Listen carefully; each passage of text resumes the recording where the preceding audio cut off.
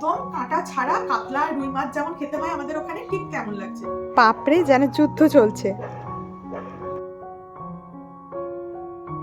Hello everyone, Ipsita's daily লাইফের আরও একটা নতুন ব্লগে আপনাদের সকলকে জানাই অনেক অনেক ওয়েলকাম।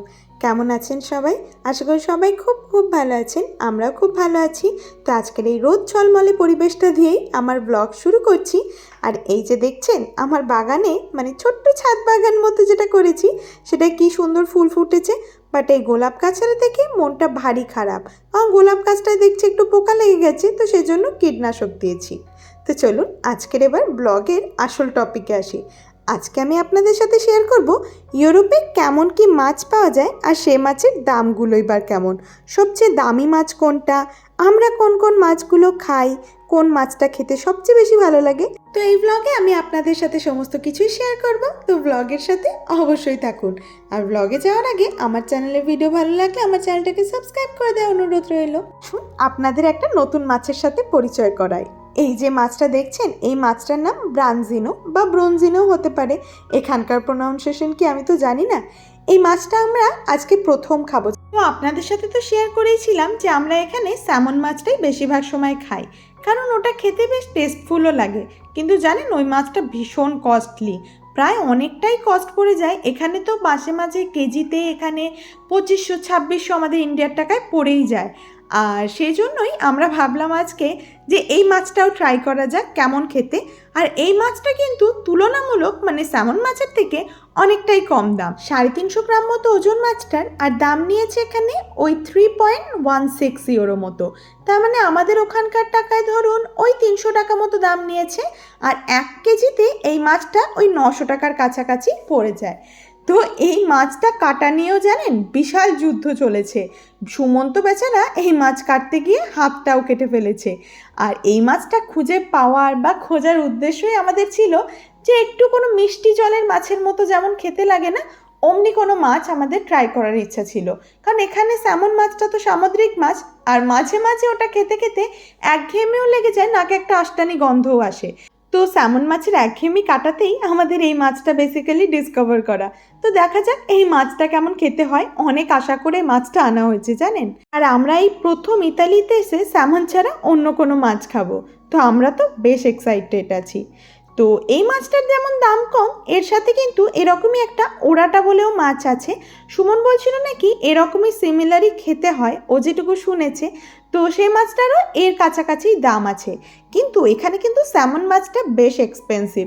মানে ধরুন আমরা নিয়েছি ওই 300 গ্রাম মতো স্যামন মাছ, তো এই মাছটার আমাদের এখানে দাম নিয়েছে ওই 600 টাকা মতো। আর এই মাছটার কেজি কিন্তু 2200-2300, মানে আমি সমস্তটাই ইন্ডিয়ার টাকায় বলছি, তো 2200-2300 টাকা মতো এটার দাম। আর একটা মাছ দেখেছিলেন কিনা আমরা জানি না, আপনাদের আগের একটা ব্লগে আমি শেয়ার করেছিলাম, যদি না দেখে থাকেন আমি ওর ডেসক্রিপশনে লিঙ্ক দিয়ে দেবো। একটা ছোট্ট ছোট্ট কেমন মাছ জানেন, ওটার নাকি 1 কেজিতে 5-6 হাজার টাকা দাম। এই ওইটুকু পুচকে মাছ যে অত দাম হতে পারে, আমি এখানে শুনে বেশ অবাক হয়েছিলাম। কিন্তু এই যে মাছটা আমরা এখানে ভাজছি স্যামন মাছ, এটারও কিন্তু এখানে বেশ দাম। তবে ইতালিতে এই মাছটার দাম ওই 2400 টাকা মতো কেজি পড়ে। কিন্তু জানেন জার্মানিতে শুনেছি নাকি এটার বহু বেশি দাম। এখানে ওই সমুদ্রবর্তী এলাকা বলে কিনা জানি না, এখানে কিন্তু ওদের যা দাম শুনেছি তার তুলনায় কিন্তু অনেকটাই কম। আর এখানে এই যে মাছটাকে আমি নুন হলুদ দিয়ে ভাজছি। আর এটা আমি যতবার ট্রাই করেছি, ঝোলও ট্রাই করেছি আর ঝালও ট্রাই করেছি, সবচেয়ে কিন্তু ঝালটাই খেতে ভালো লাগে সর্ষে দিয়ে। তো তারই প্রস্তুতি চলছে। আর এখানে সুমন মাছগুলো আমাকে বেশ সুন্দর করে কেটে দিয়েছে। তো ওই কাটা মাছগুলোকেই আমি এখন এখানে ভেজে নিচ্ছি নুন হলুদ মাখিয়ে। আর এই মাছটা থেকে জানেন একটু একটু আশা বলতেই পারেন যে বাড়ছে, কারণ ওই মাছটাও তেলে দিয়েছি, যে উগ্র একটা সামুদ্রিক গন্ধ বেরোচ্ছে এই মাছটা দিয়ে কিন্তু একদমই বেরোচ্ছে না। ভাজতে ভাজতেই মনে হচ্ছে ও বাবা, এ তো আমাদের বাড়ির ওখানকার রুই কাতলার মতনই গন্ধ আসছে। কিন্তু যাই বলেন, স্যামন মাছটা একটু আষ্টে গন্ধ আছে বটে সামুদ্রিক মাছ বলে, খেতে কিন্তু দুর্দান্ত লাগে। আর একটা মাছ যদি এরকম পিস খাওয়া হয়, তাহলে তাকে আর গোটা মাছটা খাওয়ার পর আর ভাত খেতে হবে না, এতই হেভি হয়। আর এখানে তো দেখলেনই সুমন মাছটা তুলে দিল, কারণ এতটা বড়, বুঝতেই পারছেন গোটা থালাটা ভরে গেছে। তো এতটা বড় মাছ গোটা থালাটা এমন জুড়ে ভরে গেছে, এটাকে আমি কোনো রকমেই হ্যান্ডেল করতে পারছিলাম না যে তুলবো।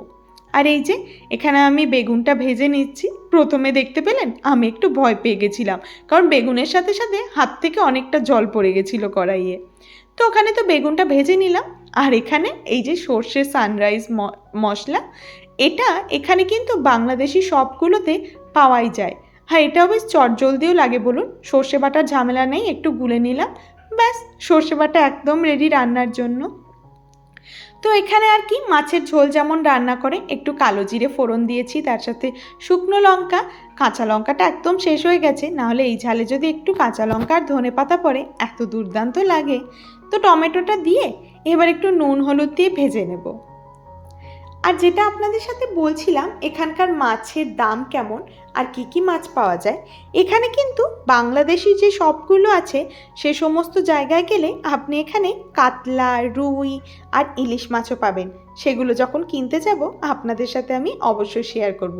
সেগুলো অবশ্য এখন কেনা হয়নি, কারণ জানেনই তো একটা 4 মাসের বাচ্চা ছেলে, তাকে নিয়ে আমাদের সারা দিন কেটে যাচ্ছে। তো ওগুলোও কিন্তু এখানে পাওয়া যায়, কিন্তু একদম টাটকা মাছ নয়, কিন্তু ওগুলো সমস্ত ফ্রোজেন মাছ, হয়তো বাংলাদেশ থেকে এখানে আসে।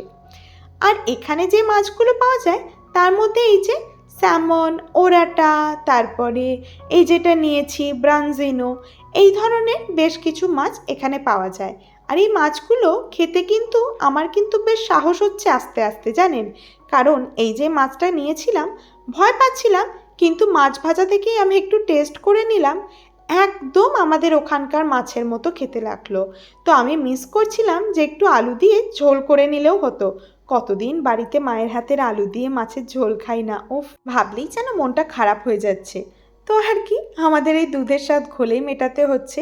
কিন্তু এখানের এই স্যামন মাছটা এত দুর্দান্ত হয়, দাঁড়ান একটু কাঁচা সর্ষের তেল ছড়িয়ে দিই ওপর থেকে। কাঁচা লঙ্কাটা তো শেষ হয়ে গেছে, নাহলে এর সাথে যদি একটু কাঁচা লঙ্কা থাকতো না, ওফ, একদম জমে যেত। আর এই যে আমরা এখন ভাত খেতে একদম তৈরি। তো এখানে আমরা ভাত নিয়ে নিয়েছি, আর তার সাথে আজকের মেনুতে রয়েছে গরম গরম ব্রাঞ্জিনো মাছ ভাজা। খেয়ে দেখি কেমন লাগে, আপনাদের সাথে খেতে খেতে অবশ্যই শেয়ার করব কেমন লাগছে। আর এই যে স্যামন মাছ, আর এই স্যামন মাছটা একটা গোটা খাওয়া এত কিছুর সাথে আমার পক্ষে তো সম্ভব নয়। তো সেই জন্য হাফ হাফ করে আমি আর সুমন নিয়ে নিলাম, আর তার সাথে একটু বেগুন, আর তার সাথে দিয়ে দিতে হবে একটু সর্ষের ঝোল।